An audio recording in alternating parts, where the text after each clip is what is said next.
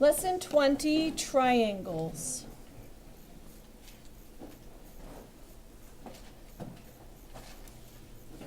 So we can classify triangles. Yes. And we can look at the angle measures of the triangles, and then we can basically classify them. Like, what type are they? So we're going to write down classify triangles by angle measure. So the little symbol that looks like a triangle, I just call it a triangle, so we don't have to write out the word triangle. And then this is angle. And in parentheses, what you do is you look at the largest angle in the triangle, then you can name it or classify it. So acute triangles, all acute triangles have all three angles in the triangle are acute.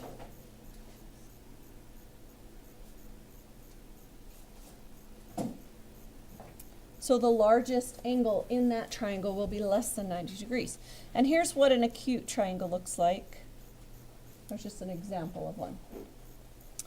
A right triangle is a triangle that has one right angle.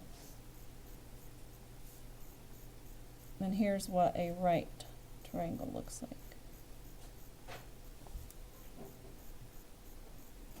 And then an obtuse triangle has one obtuse angle.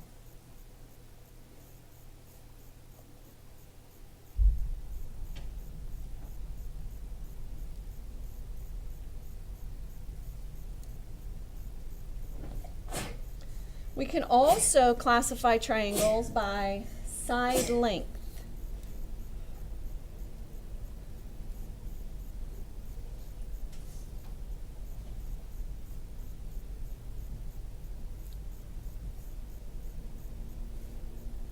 So there's three types. One is called equilateral,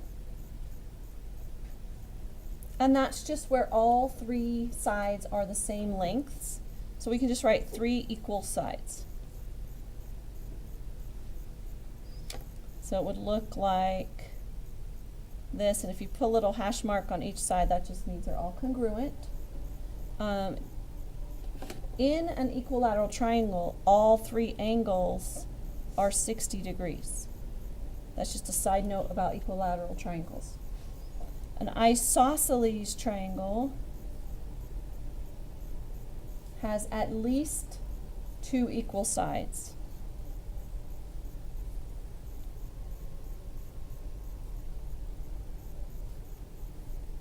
The word at least means it could be more than two. So actually, equilateral triangles are also isosceles, but we normally will just name them equilateral if all three sides are congruent. And the last one is scalene. A scalene triangle has no equal sides. And if you just draw a triangle and not have any hash marks at all, that means none of them are the same length, and it's scalene. To find the area of a triangle,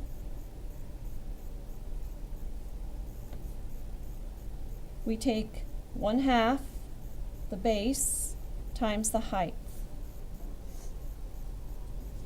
And this is the reason why. So this is why we do that. If you think about a rectangle, to find the area, we do length times width.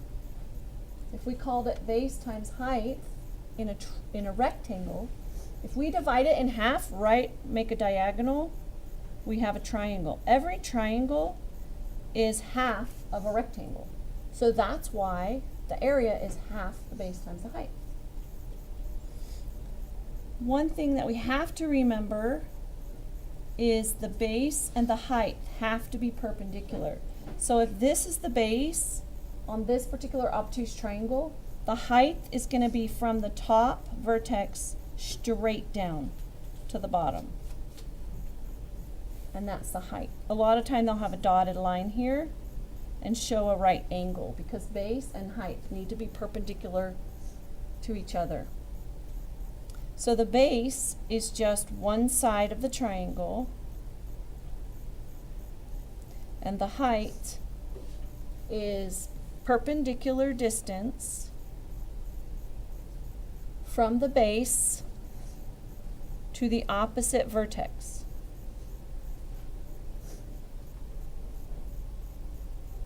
And this is key. It must be perpendicular. One more thing that we need to know about triangles is all three angles add to 180 degrees.